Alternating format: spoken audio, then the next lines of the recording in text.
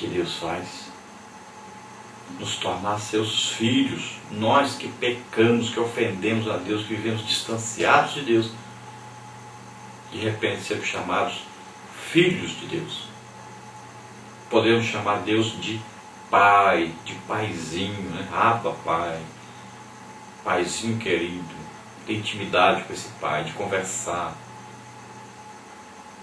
de ter o Espírito Santo morando em nós, temos Deus mesmo conosco todo o tempo.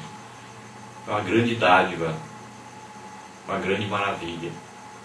Mas é preciso haver separação, santificação. E se Deus promete isso, então purifiquemo-nos de toda imundícia, de todo pecado. Agora, essa imundícia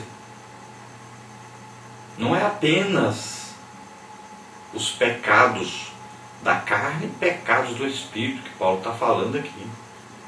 São pecados internos e externos.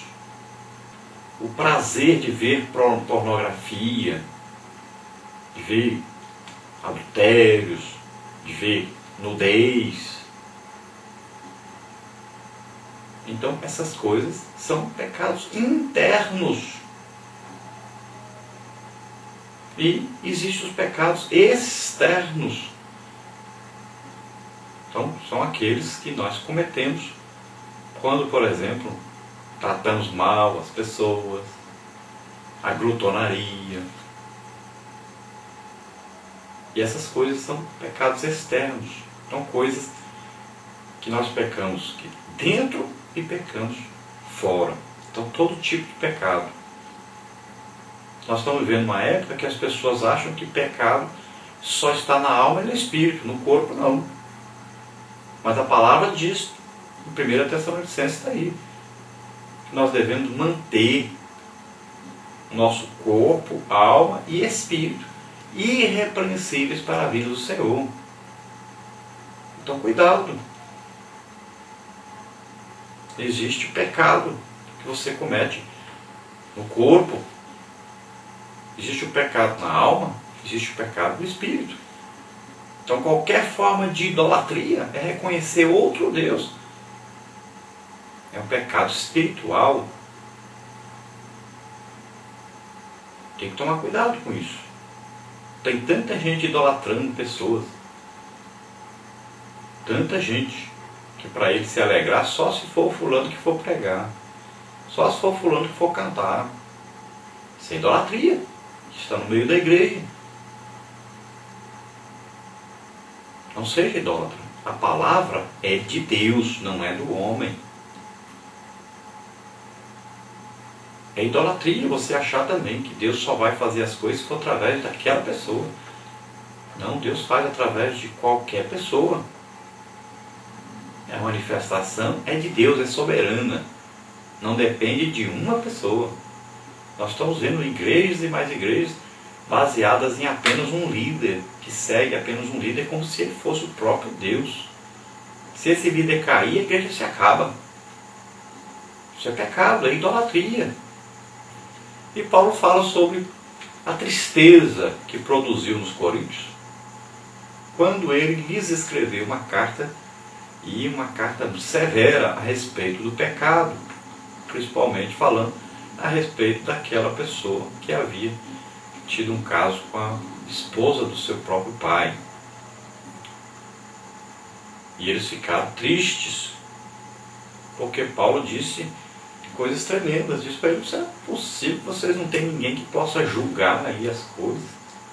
Será que vocês vão ver esse pecado tremendo que vocês não podem corrigir? Vocês aceitam isso? Também Paulo falou sobre a bagunça generalizada que estava ali, no uso dos dons e várias outras coisas, sobre casamentos, sobre celibato, sobre várias coisas, quando ele escreveu a primeira carta aos Coríntios. E parece que ele escreveu uma outra carta mais severa ainda para eles.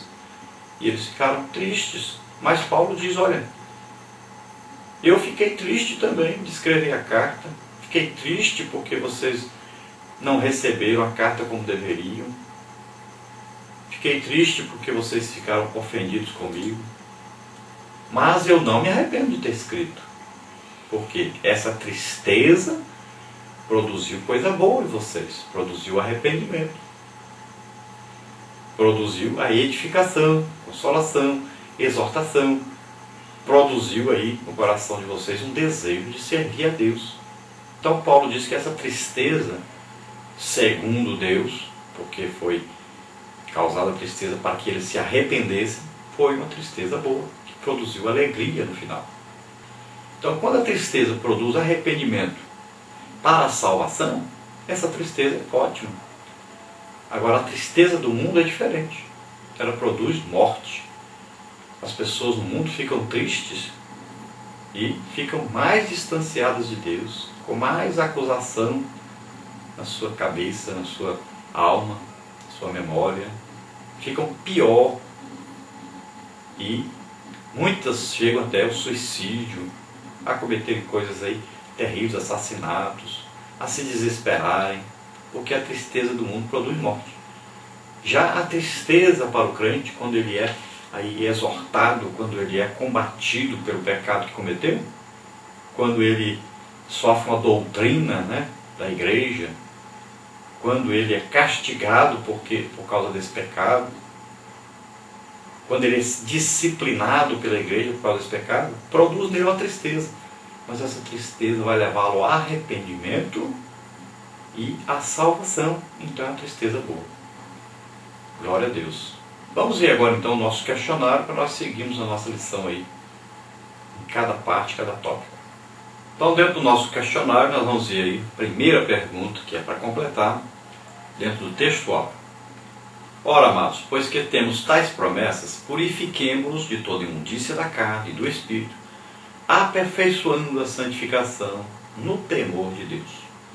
2 Coríntios capítulo 7, versículo 1.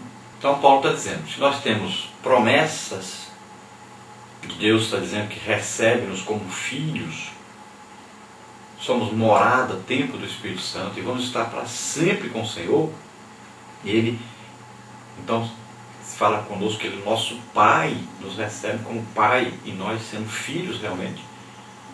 Não tem promessa melhor do que essa.